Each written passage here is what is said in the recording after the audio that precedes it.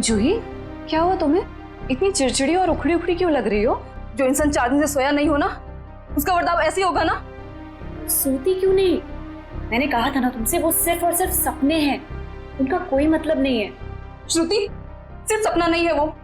जो मेरे ऊपर बीत रही है वो तेरे पर बीत रही होती तब तुझे मेरी तकलीफ पता चलती। मैं तेरी तकलीफ समझ रही हूँ जूही, लेकिन तू मेरी बात नहीं समझ रही है। जैसा तू सोच रही है वैसा कुछ भी नहीं है। नहीं, चल अच्छा अब थोड़ी देर आराम कर। चल श्रुति, अब तो गहरी नींद में सो जा। मेरी बात मान जूही, सो जा थोड़ी देर। मैं नहीं सोऊंगी श्रुति। सो जा जूही। तुझे मुझ पे भरोसा है कि नहीं? है ना? तू अभी आराम से सो जा, मैं तेरे कमरे के बाहर ही हूँ। वो सपने फिर आएंगे श्रुति। नहीं आएंगे। Good night. साल भर पढ़ाई करते तो आज नौबत तो ना आती। मुझे बहुत डर लग रहा है यार, कुछ भी तो कंप्लीट नहीं हुआ है। मैं तो श्रुति से न... श्रुति, पता है मैं तुझे ही ढूंढ रही थी। मुझे तेरे नोट्स देना यार, वरना पता नहीं एग्जाम्स में क्या होगा। मुझे बहुत डर लग रहा है यार। मेरे भी नोट्स अधूरे हैं। अच्छा ऐसा करते हैं कि कल लाइब्रेरी जाके इकट्ठा नोट्स बना लेते हैं। तुम दोनों टेंशन क्यों ले रहे हो? अरे गर्ल्स, क्या हो रहा है? एग्जाम शुरू होने वाले हैं। चलो सब अपने अपने कमरे में जाओ और जाकर पढ़ाई करो, बहुत रात हो गई है। Yes madam.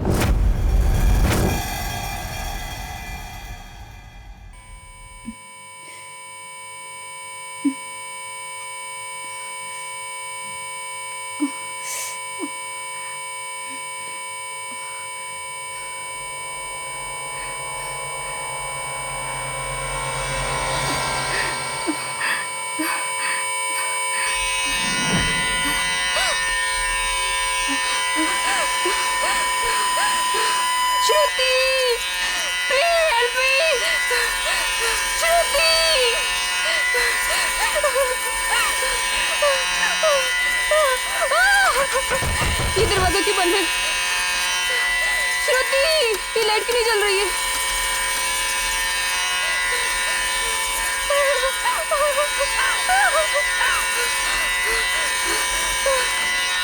ये खिड़की क्यों जाम है?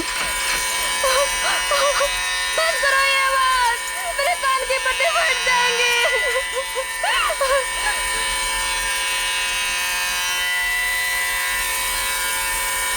ये धुआं कहाँ से आ रहा है?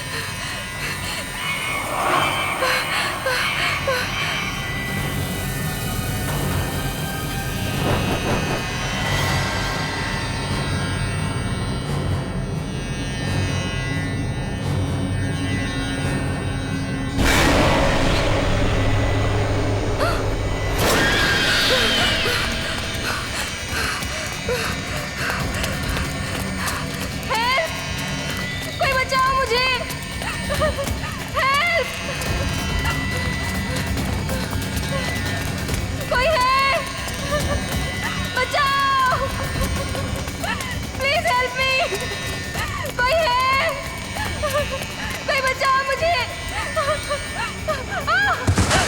मत मारो मुझे, मत मारो, मत मारो मुझे, मत मारो।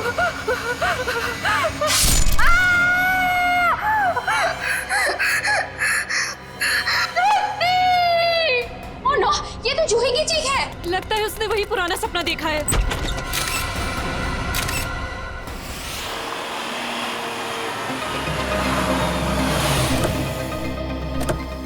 आशिया, क्या पता चला? सर, मरने वाली का नाम जूही है। वैसे भोपाल से है, मगर यहाँ MBA की पढ़ाई के लिए आई थी। सर, लगता है जब वो सो रही थी उस वक्त किसी ने चाकू मार के उसका खून रोक दिया। श्रेया, जूही का कमरा कहाँ है? सर ऊपर। सर एक और बात, जब उसका खून हुआ उस वक्त उसके कमरे में और कोई भी नहीं। ऐसा कैसे हो सकता है श्रेया? कोई ना कोई तो होना चाहिए। ऐसा जरूरी नहीं है सर, इस तरह की मौतों में कई बार आत्माओं का हाथ होता है। प्लीज, ACP सर मुझे पहले ही बता चुके हैं आपकी इन कहानियों के बारे में। बेहतर होगा कि इन मर्डर केसेस के साथ ये आत्माओं की कहानियां ना जोड़ें। प्लीज, समझ गए? यही कमरा है? Yes sir. आइए। एक्सक्यूज मी, प्लीज एक सेकंड, एक्सक्यूज मी।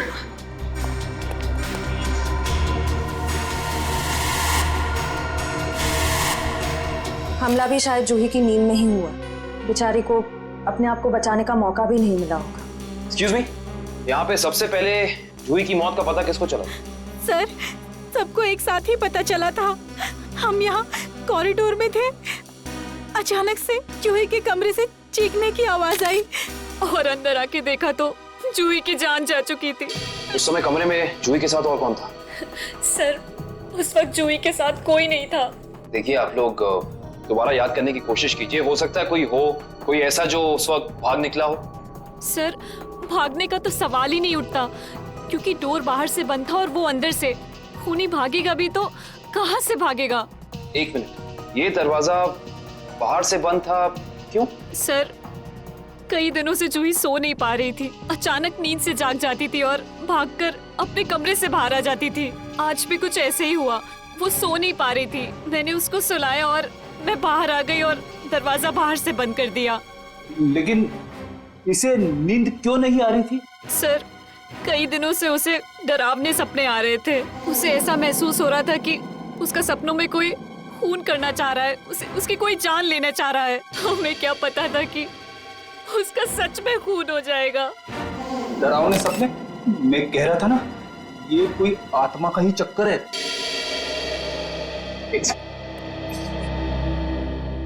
आपको कितनी बार बताया है कि आत्माओं की बातें सबके सामने मत किया करिए, वो लोग क्या सोचेंगे सीआईडी के बारे में। सॉरी। अच्छा, आप अभी कह रही थी कि जूही को डरावने सपने आते थे। कभी उसने आप लोगों के साथ कुछ शेयर किया कि उसे किस चीज के सपने आते हैं? कुछ भी? सर उस ड्रॉर में जूही का स्केच बुक है। उस ड्रॉर में? जी सर। Sketch book? ये बुक? जी सर। ये चाकू? सर ये वही चाकू है जिसे लेकर कोई उसका पीछा करता था सपनों में, उसे मारने के लिए। ये देखो, ये चाकू बिल्कुल ऐसा ही है जिससे जूही का कत्ल हुआ। हाँ सर। ये सारी ड्राइंग्स जो हैं इस बुक में, ये क्या जूही अपने सपने में देखती थी? जी सर। सर लगता है ये किसी अंदर वाले का ही काम है, जो कमरे के अंदर आसानी से आ सकता हो और जिसे जूही के सपनों के बारे में पता हो।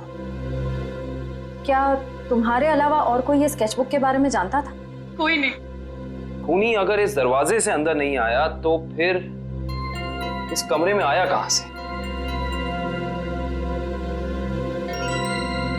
इस बालकनी से। लेकिन बालकनी का दरवाजा तो अंदर से बंद है। अगर खूनी खून करके बालकनी से भागा है तो फिर ये दरवाजा अंदर से बंद कैसे? बालकनी का दरवाजा बंद, कमरे का भी दरवाजा बंद। कहीं जूही की आग। ये खूनी यहाँ आया कहां से, ये अभी पता चल जाएगा।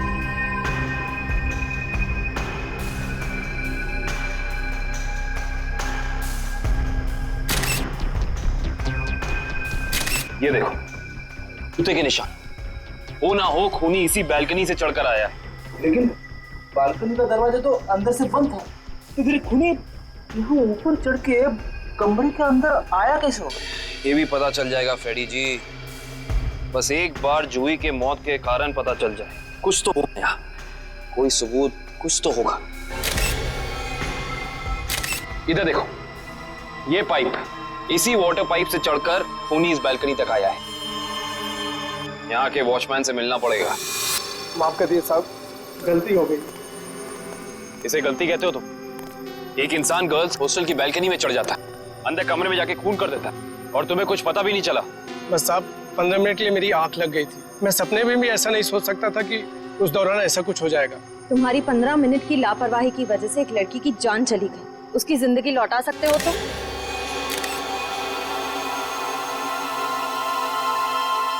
सर ये जूता यहाँ झाड़ियों में पड़ा हुआ था। जूता यहाँ पे? हो ना हो, ये जूता उसी खूनी का है। सर ये तो किसी आदमी का जूता लगता है। यानी बालकनी में जो इंसान चढ़ा था वो कोई आदमी था? सुनो, इस जूते को पहचानते हो? नहीं साहब। दोबारा याद करके बताओ, सही से याद करो। कोई इंसान यहाँ आया था जिसने ये लाल जूता पहना था? मैंने नहीं देखा, शायद अंजलि मैडम ने देखा हो, वो हमेशा रिसेप्शन पे बैठती है। ये अंजलि मैडम को बुलाओ, जाओ। जी सर। अगर ये जूता यहाँ है तो कुछ और भी जरूर होगा, ढूंढते हैं।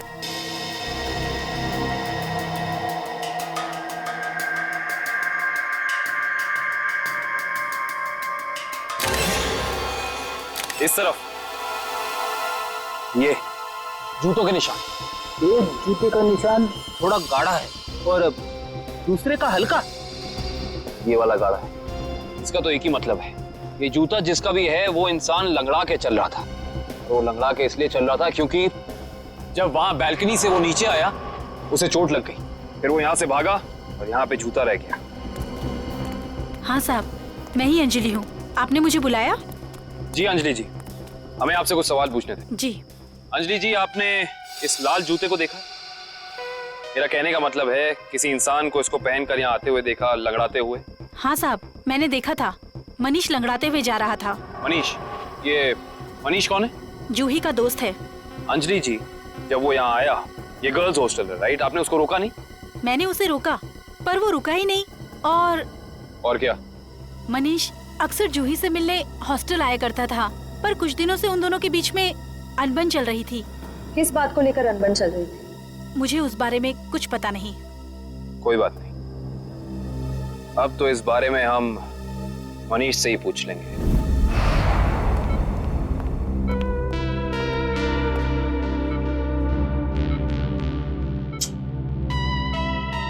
मनीष, कैसे हो यार? मैं ठीक हूँ, पर आप लोग कौन हैं? तुम्हारे शुभचिंतक हैं, सीआईडी वाले। सीआईडी? क्या बात है? क्या मेरी जान को किसी से खतरा है क्या? सुना आपने? खुद एक बेचारी लड़की को मार के खटिया पे लेटा पड़ा है और पूछ रहा है कि मेरी जान को कोई खतरा तो नहीं है। ये क्या कह रहे हैं आप? मैंने किसी की जान नहीं ली। मनीष, ये पाँव में चोट कैसे लगी तुम्हें? वो मैं सड़क पार कर रहा था तो एक बाइक वाले ने टक्कर मार दी मुझे। सड़क पार कर रहा था बेचारा, टक्कर मार दी? वैसे ये हादसा हुआ कहाँ? एमआई रोड पे, जीपीओ के सामने। जीपीओ के सामने? तभी तो। वैसे अगर ऐसा था तो ये लाल रंग का जूता जो तुम्हारा है, हमें पता है जीपीओ के सामने मिलना चाहिए था। पर कमाल की बात देखो, ये जूता हमें स्वर्णिमा गर्ल्स हॉस्टल के बाहर मिला। कैसे? मेरा जूता वहां कैसे पहुंचा? देखो मनीष, हमसे झूठ बोलकर कोई फायदा नहीं है। सच निकालने के और कई तरीके आते हैं। बेहतर होगा हमें सब सच बता दो। क्यों मारा तुमने जूही को? क्या जूही की मौत हो गई? खून हो गया उसका। क्यों गए थे तुम वहां? देखिए, मैं जूही के बालकनी में गया जरूर था, लेकिन मैंने जूही को नहीं मारा। इतनी रात को तुम वहाँ क्या करने गए थे मनीष? मुझे उससे बात करनी थी। ऐसी कौन सी बात थी जो तुम दिन के उजाले में नहीं कर सकते थे, जिसके लिए तुम्हें रात के अंधेरे का सहारा उठाकर चोरों की तरह पाइप से चढ़कर उसकी बैल्कनी तक जाना पड़ा? मैं उससे माफी मांगना चाहता था। दरअसल मैंने उसके दोस्ती को प्यार समझने की गलती की थी, लेकिन जब मैं वहां पहुंचा तो मैंने देखा कि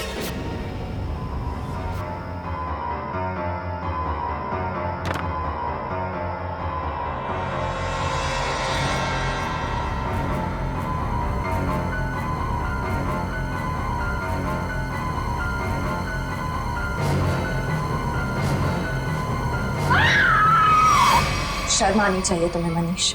उसकी मदद करने की बजाय तुम वहां से भाग गए। यही है तुम्हारा प्यार? अगर किसी ने वहां मुझे देख लिया होता तो इल्जाम तो मुझे पर आता ना। देख तो तुम्हें लिया ही था। अंजलि जी ने तुम्हें रोकने की कोशिश भी की पर तुम रुके नहीं। ये सब छोड़ो, हमें ये बताओ कि जब तुम वहां थे तो उस वक्त कमरे में और कौन था? मैंने वहां किसी को नहीं देखा। हेलो? क्या? एक और खून? कहां पे?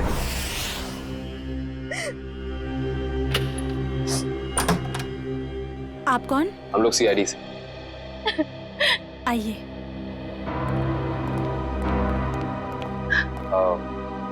आप कल की जी है ना? जी मैंने ही आपको फोन किया था। मेरी सहेली मीरा का खून हो गया है। उसकी लाश ऊपर उस कमरे में पड़ी है।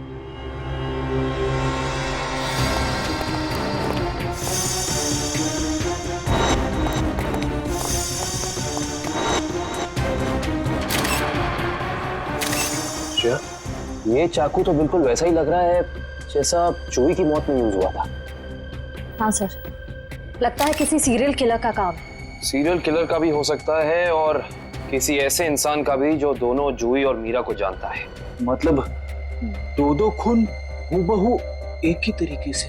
सर, हाँ, लाश की हालत को देखकर लगता है कि इसकी मौत को 3-4 घंटे हो चुके हैं। 3-4 घंटे? लेकिन श्रेया, जूही की मौत को भी तो 3-4 घंटे ही हुए हैं। एक खूनी एक ही वक्त पे दो जगह पे कैसे हो सकता है? मैं तो कह रहा हूँ जरूर ये किसी आत्मा का ही चक्कर है। रेडी प्लीज, ये किसी आत्मा का चक्कर नहीं है, ये उस खूनी के किसी साथी या रिश्तेदार का चक्कर भी हो सकता है। लगता है इस जुर्म में एक से ज्यादा लोग शामिल हैं, लेकिन कैसे?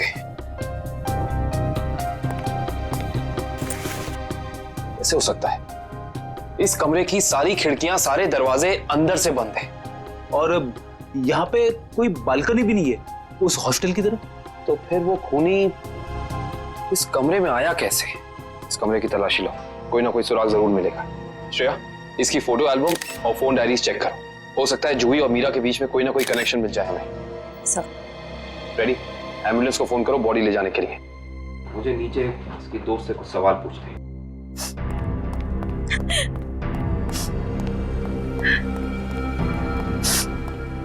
कालकी जी। जी। आपको मीरा की मौत के बारे में कब पता चला? रात को मैं काफी देर से ऑफिस से लौटी तो मैं इस कॉरिडोर से गुजर रही थी कि तभी मुझे मीरा के चीखने की आवाज सुनाई दी। मैं दौड़ती हुई उसके दरवाजे तक आई। मीरा का दरवाजा खटखटाया पर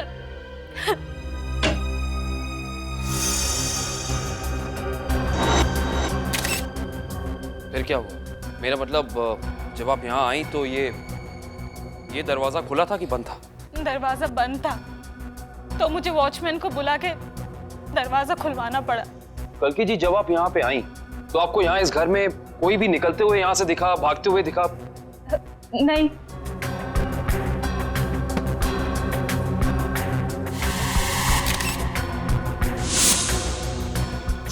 कालकी जी, आपकी दोस्त मीरा काम क्या करती? बैंक की एरिया मैनेजर थी वो, और 2 साल पहले उसका तबादला हमारे शहर में हुआ था। तबादला? हाँ श्रेया, क्या पता चला? सर, मरने वाली का नाम जूही है, वैसे भोपाल से है मगर यहाँ MBA की पढ़ाई के लिए आई थी। क्या ये तबादला भोपाल से यहाँ हुआ? जोधपुर से। पर क्यों सर? आपकी दोस्त मीरा किसी जूही नाम की लड़की को जानती थी? जहाँ तक मुझे पता है सर, इस नाम की तो उसकी कोई दोस्त नहीं थी। दोस्त नहीं तो कोई रिश्तेदार? क्योंकि कुछ घंटे पहले एक 21 साल की लड़की का बिल्कुल इसी तरीके से खून हुआ। उस लड़की का नाम जूही था और ये उसकी तस्वीर है। क्या आप जानती हैं इसे? नहीं। आप जानती?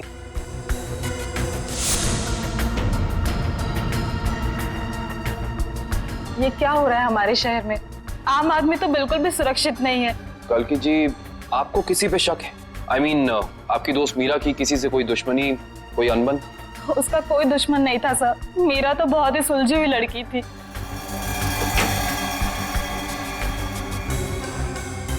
अच्छा, ये तस्वीर देखिए, इस आदमी का नाम मनीष है। क्या आप इसे जानती हैं?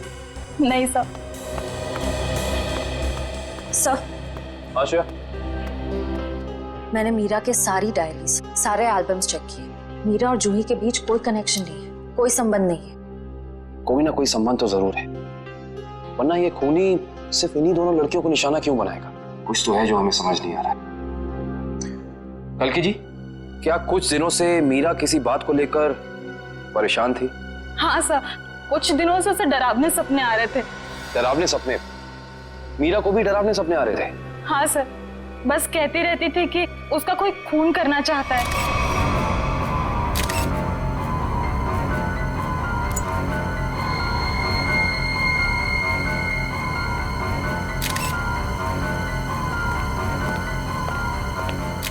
ये कैसे हो सकता है सर? जूही और मीरा को ठीक एक तरीके के सपने कैसे आ सकते हैं? सर, खूनी के अंदर आने का रास्ता तो नहीं मिला है, लेकिन ये स्क्रू मिला है मीरा के बेड के नीचे से। एक काम करिए, वॉचमैन से पूछताछ कीजिए, देखिए क्या पता चलता है मीरा के बारे में। तब तक इस स्क्रू की गुत्थी को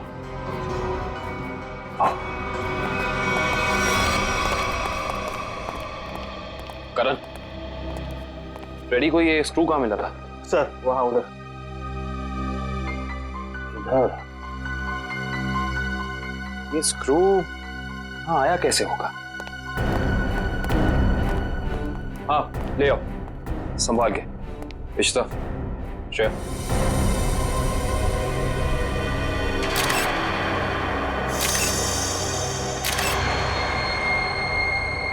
तो ये बात है। क्या हो सर? ये देख रही हो सीलिंग फैन। अब ये सीलिंग फैन इस स्क्रू की गुत्थी को सुलझाएगा। करण समझ गया सर।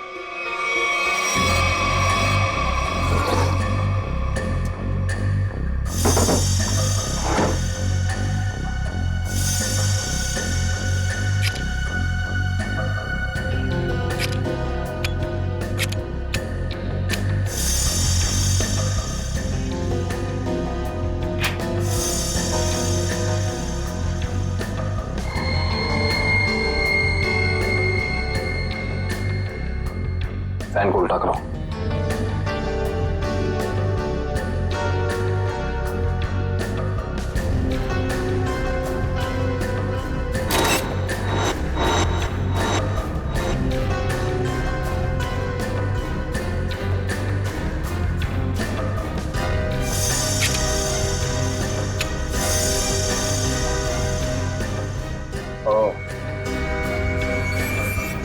सर यानी ये स्क्रू इस फैन का है? हाँ श्रेया, किसी ने इस फैन के साथ छेड़खानी की है, अभी पता चल जाएगा।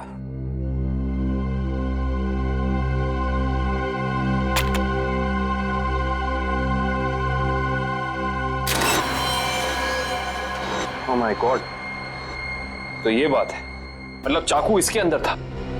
इसके अंदर से इस मैकेनिज्म के जरिए चाकू सीलिंग से नीचे गिरा मीरा के पेट में और उसकी मौत हो गई। अब समझ में आया, ये कारण है जिस वजह से खूनी इस कमरे में नहीं था। उसकी जरूरत ही नहीं थी, उसका काम तो ये सीलिंग फैन कर रहा था। इसका मतलब जूही के कमरे में भी बिल्कुल ऐसा ही सीलिंग फैन होगा जिसके अंदर सेम मैकेनिज्म फिट होगा। वहां भी चाकू सीलिंग से गिरा और जूही की मौत हो गई। सर हो सकता है खूनी ने रिमोट कंट्रोल के जरिए इस चाकू को कंट्रोल किया हो सकता है। और सवाल यह है श्रेया कि खूनी को कैसे पता चला कि सही वक्त रिमोट बटन दबाने का कौन सा था? हाँ सर, क्योंकि ना तो हमें मीरा के कमरे से कोई कैमरा मिला, ना ही जूही के कमरे से, जिससे ये पता चले कि खूनी दोनों लड़कियों पर नजर रख रहा था। वो भी पता चल जाएगा इस सीलिंग फैन के चाकू के मैकेनिज्म के जरिए।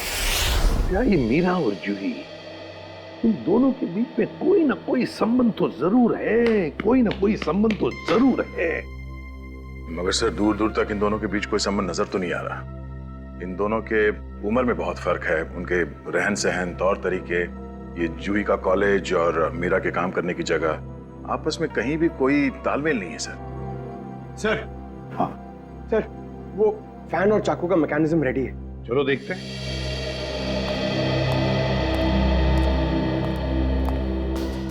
पंकज, रिमोट ऑन करो।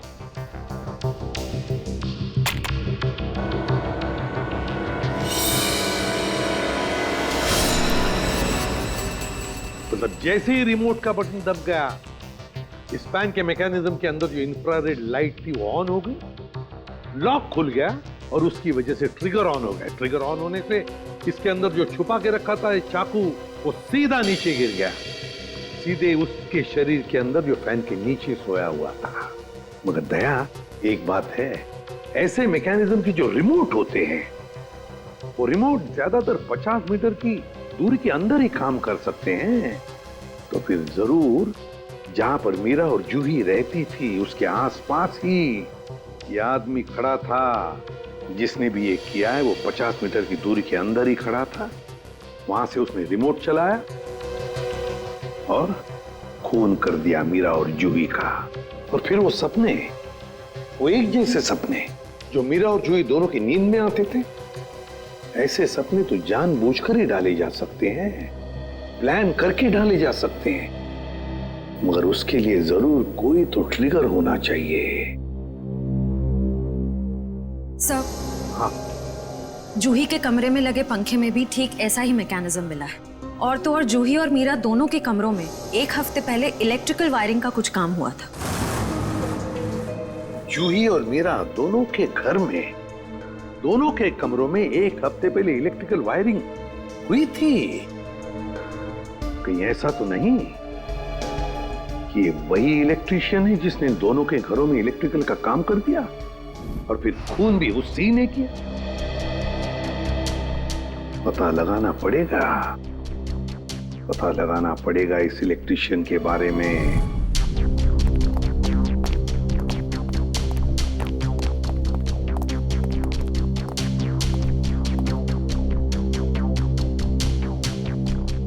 ना ही मीरा के मोबाइल पे कोई अलार्म था और ना ही जूही के मोबाइल पे। फिर दोनों को एक ही वक्त एक जैसे सपने कैसे आ सकते हैं? इसका मतलब सपने ट्रिगर करने वाला मैकेनिज्म यहीं कहीं है। सर ये देखिए, इस पे अलार्म है, लेकिन सुबह 6 बजे का। 6 बजे का? पर मीरा की मौत तो 3 बजे हुई थी, तो सपने शुरू करने का ट्रिगर लगभग 1 या 1.5 के बीच का होना चाहिए। यह भी तो हो सकता है कि किसी ने मीरा को सम्मोहित कर दिया। ऐसा नहीं हो सकता फ्रेडी, क्योंकि अगर ऐसा होता तो मीरा के दिन भर का हाव भाव, चाल चलन सब प्रभावित होता, पर ऐसा नहीं हुआ। नहीं, कुछ है यहाँ जो हम अभी तक देख नहीं पा रहे। ढूंढो, यही है।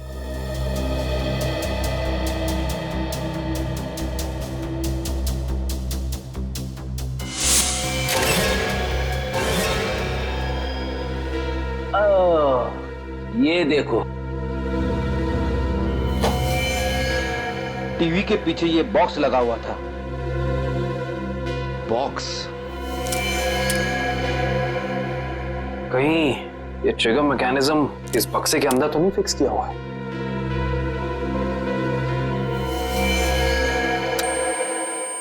अरे अलार्म बंद करो, ये आवाज मेरे कान के पर्दे फट रही है। सर कौन सी आवाज? यहाँ कोई अलार्म नहीं बज रहा है। अरे इतने जोर से बज रहा है, सुनाई नहीं दे रहा है। बंद करो। हाँ बज तो रहा है, लेकिन बहुत धीमी आवाज में। बंद करो, बंद करो। बंद हो। Thank you. इतना भद्दा अलार्म मैंने जिंदगी में नहीं सुना। सोने वाला उठेगा नहीं, हार्ट अटैक से सीधे ऊपर चला जाएगा।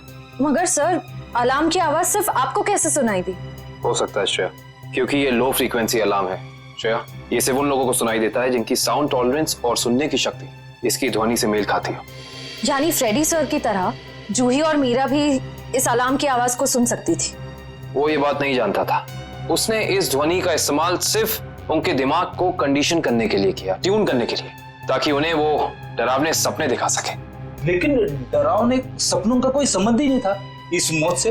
अगर वो चाहता तो बिना सपनों के भी मार सकता था उन्हें। मार सकता था, पर शायद वो ऐसा चाहता नहीं था। खूनी अपने शिकार के साथ खेलना चाहता था, तड़पाना चाहता था, फिर उनकी नींद में उन्हें एक गहरी मौत देना चाहता था। इंटरेस्टिंग। करण सर, कल की को बुला के लाइए। जी। को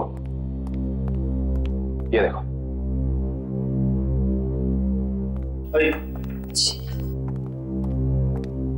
आइए। कल की जी। जी। इस आवाज को पहचानती हैं आप? ये आवाज मैंने यही सुनी है, मीरा के घर पे। कब? करीब 3-4 दिन पहले, जब वो अपने लैपटॉप पे काम कर रही थी तब।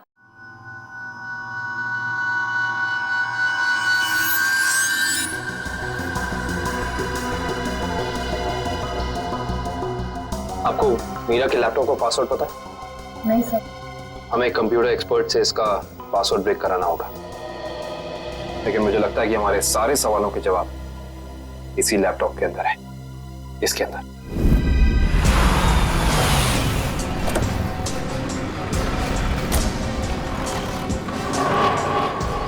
भाई साहब, हम लोग सीआईडी से। सीआईडी से? क्या हुआ साहब? हमें पता लगा है कि पिछले हफ्ते आपका एक इलेक्ट्रिशियन वायरिंग करने के लिए इस एड्रेस पे गया। हाँ साहब, गया तो था, पर हुआ क्या? इन दोनों जगहों पे एक एक खून हुए और हमें शक है कि ये खून आपके इलेक्ट्रिशियन ने किया है। मेरे इलेक्ट्रिशियन? हाँ, और वो भी पंखे में चाकू फिट करके। अरे बाप रे, पंखे में चाकू? जी हाँ। और आप ये बताइए कि इन दोनों जगहों पे आपका कौन सा इलेक्ट्रिशियन गया था? मंगेश गया था सर, पर आज वो आया नहीं है। इस मंगेश का एड्रेस तो है ना तुम्हारे पास? हाँ, मंगेश का एड्रेस लेके ना। सर, वो लैपटॉप का और ईमेल का पासवर्ड खुल गया। Very good job, thank you very much. काबिन, जरा लैपटॉप चेक करो। जी। देखो वो ऑडियो फाइल है क्या इसमें जिससे सपने आते थे उसे।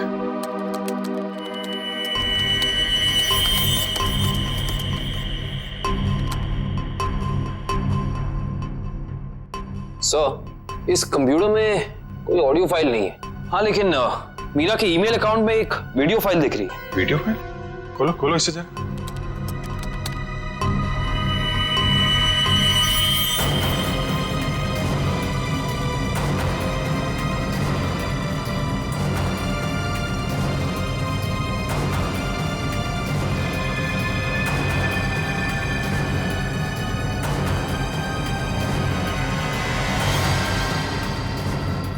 सर, ये सारे विजुअल तो मैंने जूही की स्केचबुक में देखे हैं। स्पेशली ये नाला, ये बोर्ड और मास्क पहना हुआ आदमी, तीनों। इसका मतलब खूनी ने जूही और मीरा दोनों को चेतावनी भेजी थी। उन लोगों को हमारे पास आना चाहिए था मदद मांगने। जरा ये फाइल फिर से चलाना।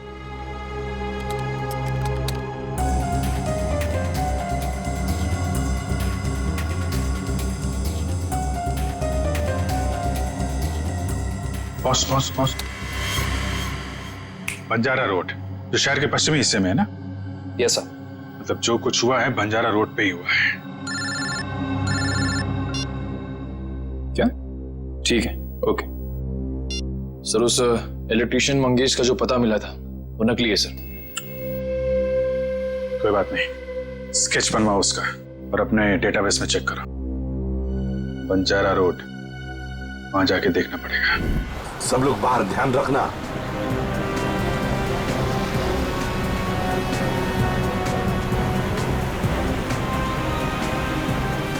आराम से पंकज, आराम से।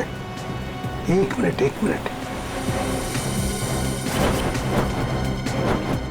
यह है ना एक सूखा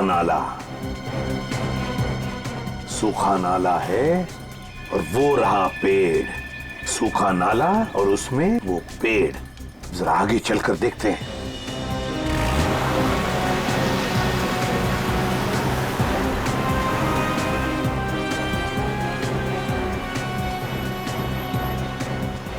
एक मिनट पंकज, एक मिनट।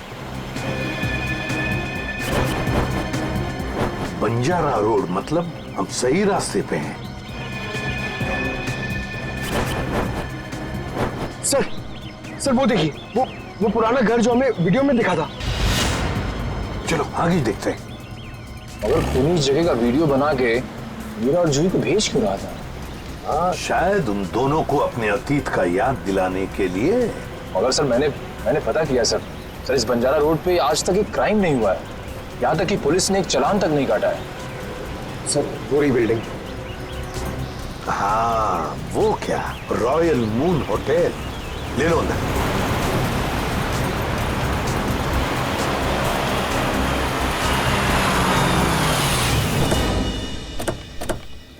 हाँ, इलेक्ट्रिशियन का स्केच मैच नहीं हो रहा है। तो कोई बात नहीं, ठीक है। वेलकम सर, कहिए मैं आपकी क्या सहायता कर सकता हूँ? हम लोग सीआईडी से हैं। दरअसल एक केस के सिलसिले में कुछ पूछताछ करनी थी आपसे। सीआईडी? अब पूछिए, क्या पूछना चाहते हैं आप?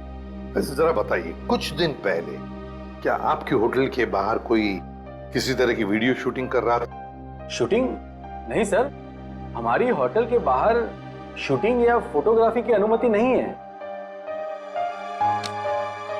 ये दो फोटोग्राफ दो लड़कियों के, एक का नाम मीरा है, एक का नाम जूही है। क्या ये लड़कियां आपके यहाँ कभी ठहरी थी, कभी आई थी? सर, हमारे यहाँ रोज बहुत सारे कस्टमर आते हैं, ये बता पाना थोड़ा मुश्किल है। मैं समझ सकता हूँ, लेकिन हो सकता है आपके रिकॉर्ड में हो कुछ इनके बारे में। जरा देखिए। हल्का जरा रिकॉर्ड्स चेक करना। सर। हाँ सर, ये दोनों गेस्ट हमारे होटल पे रुके थे पिछले साल 17 मई 2013। 17 मई 2013 मतलब एक साल पहले। तो क्या एक साथ आई थी या अलग अलग? नहीं, अलग अलग। सर, इन दोनों के पास शहर में रहने के लिए जगह है। एक घर में रहती है और एक हॉस्टल में रहती है। फिर ये दोनों यहाँ किस लिए आई थी?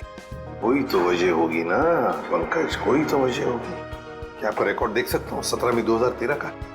Sure sir. 17 मई 2013। काफी सारी लड़कियां आई थी उस दिन आपके होटल में। कोई फंक्शन वगैरह था क्या? हाँ सर, हो सकता है, क्योंकि हमारे होटल के पास में एक कम्युनिटी हॉल है, वहाँ आए दिनों फंक्शंस होते रहते हैं। अच्छा, कस्टमर का नाम रवि, 5 टैक्सीज बुक की थी उसने, 5। हाँ सर, ये एक नारी सेवा केंद्र चलाता है, मुस्कुराहट नाम है एनजीओ का। और वो अभी भी इसी होटल में ठहरा हुआ है सर। रवि इस वक्त आपके होटल में ठहरे हैं? पास वाले कम्युनिटी हॉल में जो फंक्शन चल रहा है, रवि का ही एनजीओ का फंक्शन हो सकता है? रवि सर, मैं आपका जितना भी शुक्रिया अदा करूं उतना कम है। आप सोच नहीं सकते, ड्रग्स के नशे से मुक्ति मिलने के बाद मैं जिंदगी के ऐसे ऐसे रंग देख रहा हूं जिन्हें ड्रग्स के नशे ने अंधकार में डाल दिया था। वेरी गुड मिश्रा, लेकिन इसमें मुझे शुक्रिया कहने की कोई जरूरत नहीं। ये सब तुम्हारे धैर्य और दृढ़ इच्छा शक्ति का कमाल है। हाँ, लेकिन अब उस सफेद जहर को कभी पलट कर भी देखना मत। हाँ, ओके सर। माफ कीजिएगा रवि जी, आपको मैं इंटरप्ट कर रहा हूँ, लेकिन ये जरूर कहूंगा कि आप बहुत ही अच्छा काम करते हैं, बहुत ही पुण्य का काम करते हैं हमारे देश के नौजवानों को ड्रग्स में से बाहर निकाल कर। सर, आप एसीपी प्रद्युम्न है ना सर? जी हाँ, मैं एसीपी प्रद्युम्न। सर, हमने बहुत किस्से पढ़े हैं सर आपके बारे में, और तभी से आपसे मिलना चाहता था सर, लेकिन अब आप सर बैठेंगे सर प्लीज? नहीं। सर क्या लेंगे सर आप? चाय, कॉफी, कुछ? एक ठंडा लेमन आइस टी। जी, ठंडा लेमन आइस टी तो नहीं मिलेगी, साधारण चाय चलेगी। रवि जी, हमें कुछ नहीं चाहिए, कुछ नहीं चाहिए, थैंक यू वेरी मच। बस एक जरूरी काम है आपके पास। 2 लड़कियों के बारे में हम कुछ इंफॉर्मेशन चाहते हैं। अब कौन सी 2 लड़कियां सर? ये जूही और ये मीरा, क्या आप बता सकते हैं कि पिछले साल ये दोनों आपके इस एनजीओ में आई थी? जूही और मीरा? हाँ सर, ये सर आई थी दोनों यहाँ पर। एक्चुअली सर, इन्हें भी ड्रग्स के नशे की बुरी लत पड़ गई थी सर, इसलिए ये दोनों आई थी यहाँ हमारा सेमिनार अटेंड करने के लिए। लेकिन सर, इस बात को तो करीब 1 साल हो गया है। अब इनके बारे में पूछताछ। इन दोनों लड़कियों का खून हुआ है। क्या खून हो गया? लेकिन सर कैसे, किसने किया सर? बस वही पता लगाना है, इसलिए हम चाहते हैं कि अगर आपको इन दोनों के बारे में कोई खास बात मालूम हो, कोई यादें हो आपके पास इनके बारे में, तो मदद हो जाएगी हमारी तहकीकात करने में। कोई खास बात इस वक्त तो याद? हाँ सर, याद आया सर, एक लड़की थी मोनिका, इन दोनों को उसकी चिंता बहुत सताती रहती थी सर। मोनिका? जी। क्या वो भी यहाँ आपके ड्रग रिहैबिलिटेशन सेंटर में आई थी? आई तो थी सर यहाँ पर, लेकिन वो ड्रग्स के खिलाफ अपनी लड़ाई जीत नहीं पाई सर। दरअसल सर, 1 साल पहले अपनी बिल्डिंग की छत से कूदकर उसने आत्महत्या कर ली थी सर, ड्रग के नशे में। मोनिका ने आत्महत्या कर ली? जी सर। उसका पता तो होगा ना आपके पास? जी सर, मोनिका का एक ही सगा भाई है, अमित। मोनिका की मौत के बाद सारी प्रॉपर्टी, सारी जायदाद उसी के नाम हो गई। तो क्या मोनिका के भाई ने प्रॉपर्टी के लिए अपनी बहन का खून किया? ये भी तो हो सकता है कि मोनिका ने आत्महत्या की हो। मैंने कहा ना, काम हो जाएगा। जी कहिए। आपका नाम अमित है? जी हाँ, मगर आप लोग? सीआईडी। मोनिका के बारे में कुछ सवाल करने थे आपसे।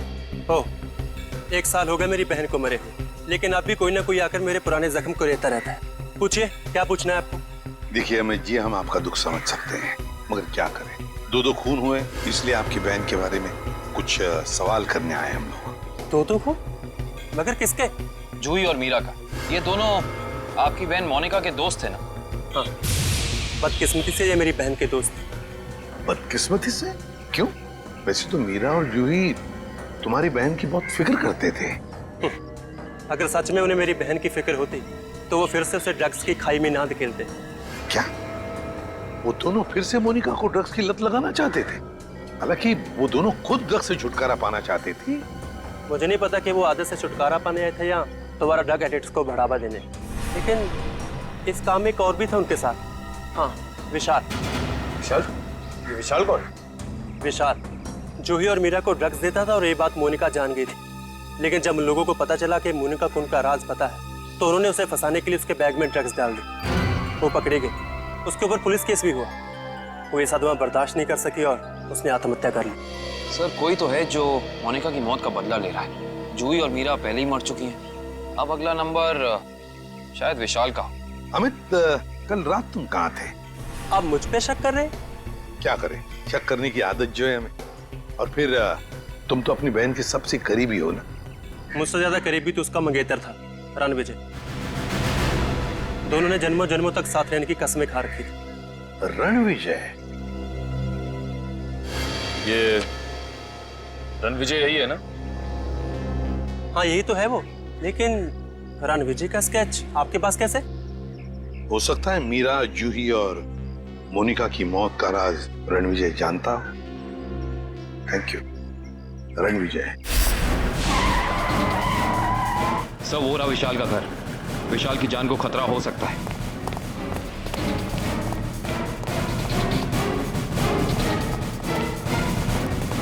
सर लगता है रणविजय पहले ही पहुंच चुका है।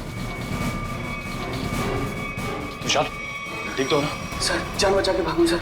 रणविजय कहाँ है? सर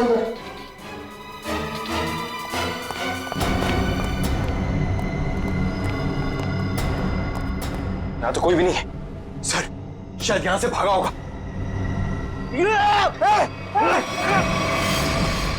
रणविजय! कोई मत हिलना, इसको मारूंगा नहीं तो। छोड़ दो उसे, छोड़ दो।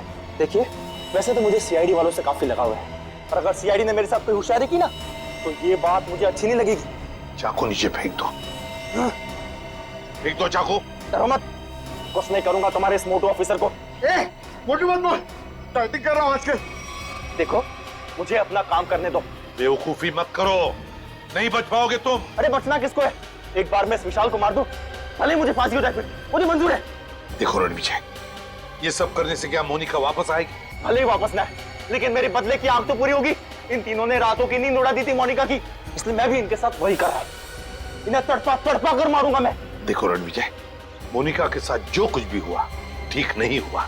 इन तीनों की वजह से बेचारी को जेल जाना पड़ा, बदनामी हुई। नहीं, रात रात भर सो नहीं पाती थी वो, बुरे बुरे सपने देखकर जाग जाती थी। ये विशाल ने मोनिका का बंजारा रोड पे पीछा किया था उसे मार डालने के लिए, इसलिए मैंने भी इन्हें पहले बुरे बुरे सपने दिखाए और अब मैं इन्हें मौत की नींद सुला रहा हूं। रणविजय, ये तुम क्या करने जा रहे हो? विशाल को उसके किए की सजा कानून देगा। अरे कानून का क्या, प्यार तो मैंने अपना खोया है ना।